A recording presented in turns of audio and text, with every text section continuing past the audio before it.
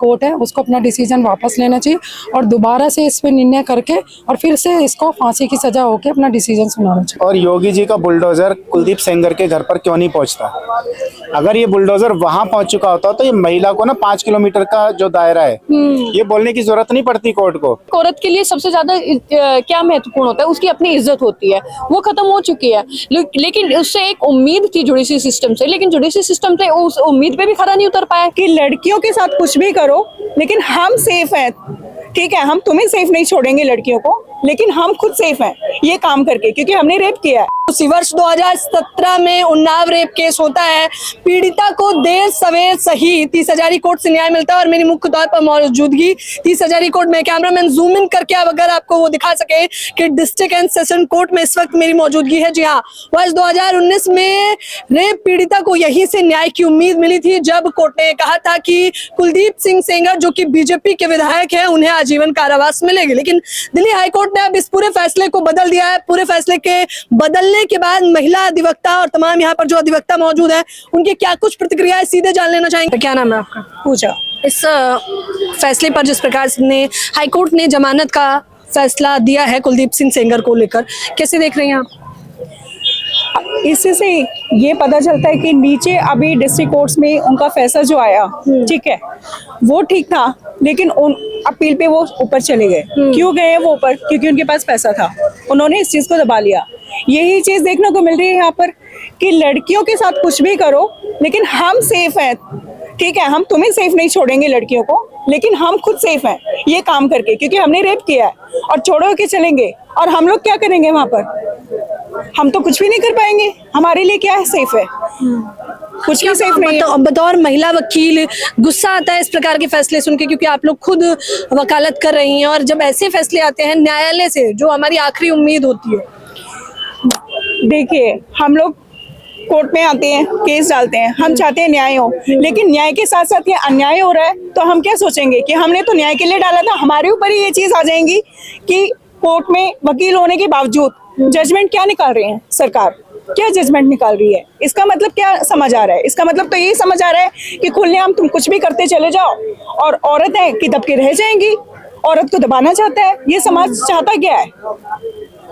औरत को दबाना चाहता है, ये चीज होनी नहीं चाहिए। तो क्या इस प्रकार के फैसले कहीं ना कहीं रेपिस्ट को बढ़ावा दे रहे हैं? बिल्कुल बढ़ावा दे रहे हैं। आज एक है, फिर धीरे धीरे करके इनकी संख्या बढ़ती चली जाएगी और लड़कियां कहाँ जाएंगी?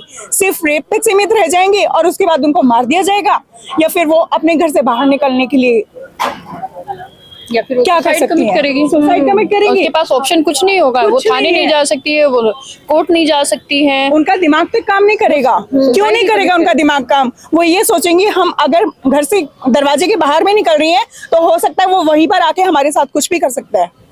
हालांकि कोर्ट ने कहा है कि 5 किलोमीटर के दायरे में नहीं आ सकता आरोपी। 5 किलोमीटर के दायरे में नहीं आ सकता, ये रेस्ट्रिक्शन तो जब ट्रायल चल रहा था उस टाइम पे बेल पे भी थी उसकी रेस्ट्रिक्शन। तो ठीक है, ट्रायल में था, अंडर कस्टडी था, उसने अंदर बैठे बैठे जब वो मर्डर करा सकता है तो 5 किलोमीटर का एरिया क्या मायने रखता है? एक नेता के लिए, नेता खुद नहीं जाता मर्डर करने के लिए, उसके पास बहुत सारे हथियार होते हैं, बहुत सारे लोग होते हैं जो उसकी उंगलियों पे काम करते हैं। वो पैसा फेंकेगा और मर्डर करवा देगा। आप 5 किलोमीटर के एरिया को क्या बहुत बड़ा 500 किलोमीटर का एरिया समझ रहे हैं? 5 किलोमीटर में होता क्या है? नाम के लिए 5 किलोमीटर है, वो नहीं जाएगा। जरूरी वो अपने मर्डर करने के लिए कोई नेता कभी नहीं जाता है, वो अपने बहुत सारे ऐसे गुंडे पाल के रखता है कि वो जाएंगे और मर्डर करके आ जाएंगे। कोर्ट के इस फैसले के बाद मुकेश राजपूत जी आपकी क्या प्रतिक्रिया रही? देखिए, जैसा हमारी बहनों ने बोला है, इनकी भी वही चिंता है जो मेरी चिंता है।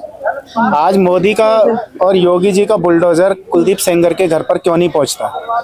अगर ये बुलडोजर वहां पहुंच चुका होता तो ये महिला को ना 5 किलोमीटर का जो दायरा है ये बोलने की जरूरत नहीं पड़ती कोर्ट को, क्योंकि वो कहीं दहशत में आता।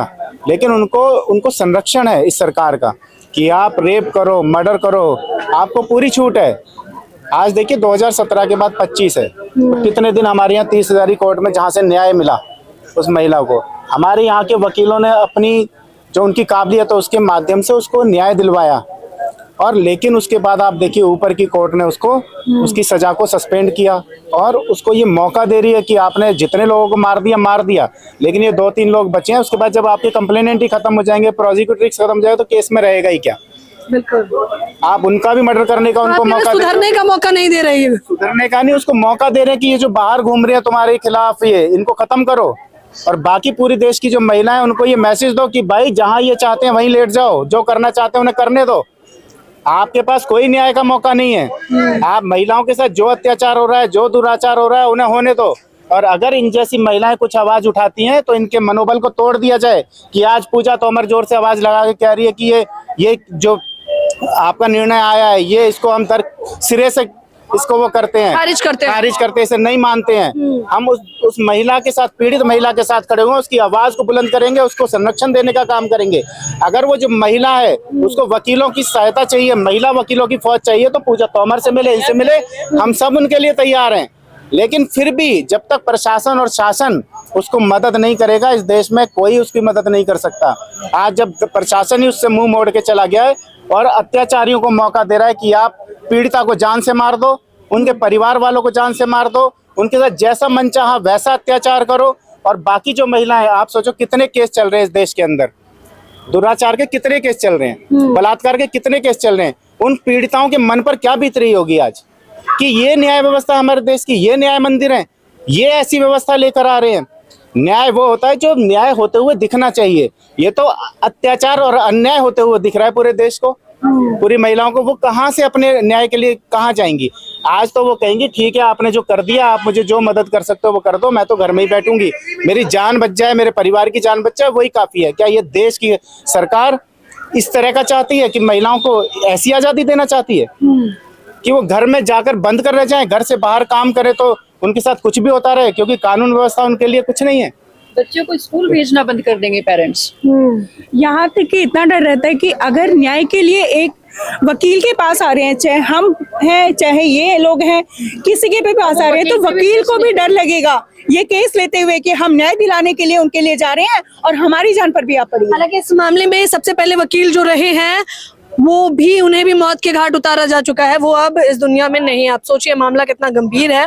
और जाहिर तौर पर अधिवक्ता भी ये कह रहे हैं कि जब ऐसे मामले न्यायालय फैसला सुनाता है तो एक डर का माहौल भी होता है। कैसे देख रही हैं आप?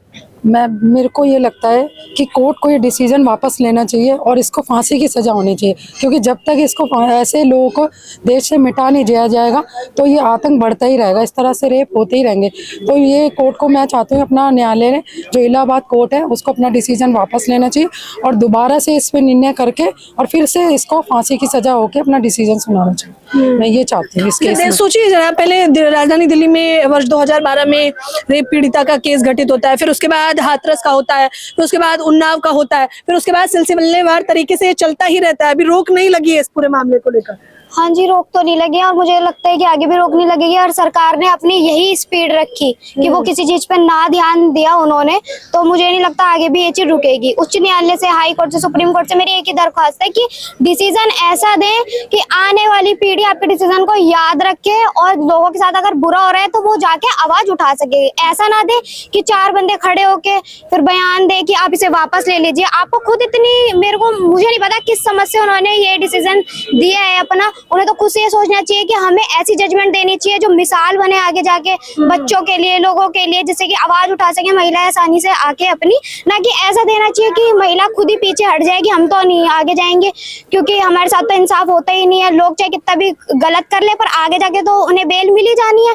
लोगों को बढ़ावा ना देते हुए उच्च न्यायालय से मेरी यही दरख्वास्त रहेगी कि अगर आप कोई डिसीजन दे रहे हैं तो एक बार उसको ध्यान से देख लीजिए कि लोगों के ऊपर उस चीज का क्या प्रभाव पड़ेगा। लेकिन ये जो बहाना लगाना, बहाना ही कहना चाहेंगे, क्योंकि सुधार का मौका दिया जा रहा है कि सुधर जाइए, अभी आपके पास समय है। हाँ, ये तो बहुत अच्छी बात है कि सुधर जाइए। अगर ये तरीका सुधारने का होता है तो मैं ये दरख्वास्त करूंगी कि बहुत अच्छा तरीका ही है। अगर आप लोगों ने सोचा है तो अगर ऐसे सुधरते हैं तो देखा जाएगा कि सुधरते हैं या लोग नहीं सुधरते हैं, पर मेरे को तो नहीं लगता है कि सुधरते हैं। और बाकी जितने भी लोग यहाँ खड़े हैं उन्हें भी शायद ना ही लगता हो कि इस चीज से सुधरा जाएगा, बल्कि ये ऐसा कह सकते हैं कि उन्हें बढ़ावा ही दिया जाएगा। अब पता नहीं, शायद हो सकता है कि उन्हें ज्यादा समझ हो कि इस तरीके से ज्यादा अच्छे से सुधार आ सकता है, पर देखा जाए तो मुझे तो खैर नहीं लगता है।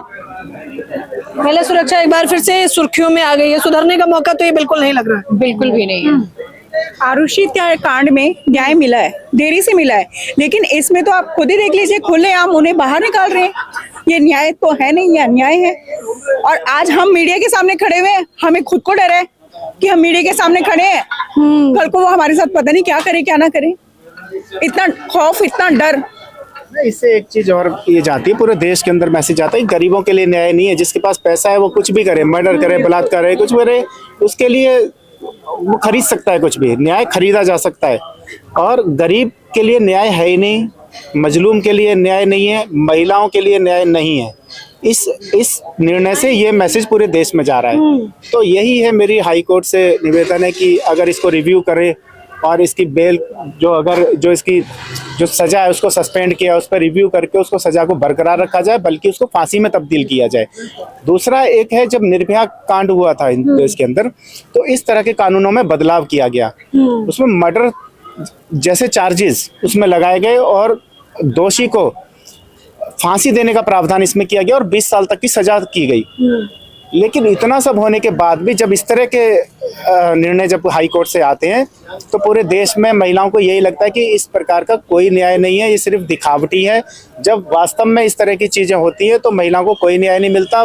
लेकिन देखने में यही आता है कि मजलूमों के लिए कोई न्याय नहीं है। गरीब कहाँ जाएगा, वो हाई कोर्ट तक उसकी अप्रोच ही नहीं है।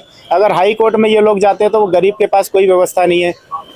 और डिस्ट्रिक्ट कोर्ट के वकील जो हम जैसे लोग हैं, वो जो काम करते हैं, बहुत कम पैसे में काम करते हैं, फ्री में भी काम करते हैं लोगों का, उनके साथ संवेदनाएं रखते हैं क्योंकि हम जड़ से जुड़े हुए लोग हैं। लेकिन हाई कोर्ट, सुप्रीम कोर्ट में जो वकील हैं, ठीक है, बहुत कम वकील हैं जो इस तरह से काम करते हैं। लेकिन वहाँ की फीस है, वहाँ का प्रोसीजर है, वहाँ तक अप्रोच करना एक गरीब आदमी के लिए नामुमकिन है, असंभव जैसा है। बिल्कुल। क्या नाम है आपका? मोहम्मद बिलाल, एडवोकेट। एडवोकेट साहब, कैसे देख रहे हैं इस पूरे मामले को? उन्नाव रेपिस्ट मामले में अब हाई कोर्ट ने कहा है कि आरोपी कुलदीप सिंह सेंगर को जमानत दी जाएगी। देखिए, ये जो भी आदेश आया है इसमें बहुत सारी खामियां हैं। इसको एक बार दिल्ली हाई कोर्ट से मेरी गुजारिश रहेगी कि एक बार इसको रिव्यू किया जाए और जैसे इन जैसे संगीन मामलों में इस तरह के जजमेंट पास करने से जो महिला एक तरीके से ऑर्गेनाइजेशन है उसमें एक कहीं ना कहीं नाइंसाफ की एक उम्मीद जागती है। तो मेरा यही कहना है कि इस तरह के जजमेंट को एक एग्जाम्पलरी होना चाहिए, ना कि इतना इजी बना दिया जाए जिससे रेपिस्ट तरह के लोग जो हैं वो उनको इस तरह के जजमेंट से एक मोटिवेशन मिलता है। अच्छा, क्योंकि आप लोग वकील हैं तो आप लोगों को नहीं लगता कि बाकी मामले जो है वो एक दरकिनार करिए, प्रॉपर्टी का मामला हुआ या आपसी रंजिश का मामला, उसे साइड करिए, लेकिन ये जो रेप के मामले होते हैं इस पर जल्दी फैसला आना चाहिए जिससे महिला को कम से कम हिम्मत मिल सके। जल्दी से फैसला तो आना चाहिए, लेकिन ये जो सरकार करवा रही है वो सबको समझ आ रहा है कि जल्दी से फैसला क्यों नहीं आ रहा है। हम लोग अपनी तरफ से पूरी हिम्मत रख के और हम लोग अंदर जाकर के सारी चीजें करते हैं, लेकिन वो प्रोसेस धीरे क्यों हो रहा है? और वो भी उन लोगों के साथ, गरीब लोगों के साथ तो बिल्कुल भी न्याय नहीं है। और जो ऐसे लोग हैं वो पैसा देखकर वो चीजें आगे बढ़ाते रहते हैं, उनके साल बढ़ते रहते हैं। नीचे अगर ये चीज आगे ऊपर उन्होंने अपील लगा दी तो वहां से हमें क्या न्याय मिल रहा है? इससे तो ये पता चल रहा है कि वहां से ऑर्डर बिल्कुल अपोजिट हो गया है। पीड़िता की मां ने मुख्य तौर पर कहा है क्योंकि चुनाव आने वाले हैं और चुनाव में जो आरोपी कुलदीप सिंह सेंगर है उनकी पत्नी चुनाव लड़ने वाली हैं, तो चुनाव से ठीक पहले ये छोड़ा गया है। चुनाव लड़ना ज्यादा जरूरी है एक पीड़िता से। ये इसका तो मैं नहीं कह सकती चुनाव लड़ना जरूरी है नहीं जरूरी है। मेरे को तो ये लगता है कि सरकार को इन चीजों पे अच्छे से ध्यान देना चाहिए और हाई कोर्ट अगर कोई ऑर्डर दे रही है तो एक बार ही उनको अच्छे से उसे देख लेना चाहिए कि अगर वो ऑर्डर दे रही है वो आगे की जनरेशन के लिए अच्छा होगा या नहीं होगा। अगर आप किसी ऐसे रेपिस्ट को छोड़ रहे हो तो इसका इम्पैक्ट बाहर और लोगों के ऊपर और स्पेशली गर्ल्स के ऊपर बहुत ज्यादा नेगेटिव पड़ता है जी। तो आप देख लीजिए ये जो फैसला सुनाया गया है इस पर तमाम अधिवक्ता अपनी अपनी प्रतिक्रियाएं दे रहे हैं। आखिर में अगर आप कुछ कहना चाहें मुकेश राजपूत जी तो जैसा अभी आपने पूछा कि चुनाव आ रहा है, मुझे भी ऐसा लगता है चुनाव का इस पे प्रभाव तो होता ही है।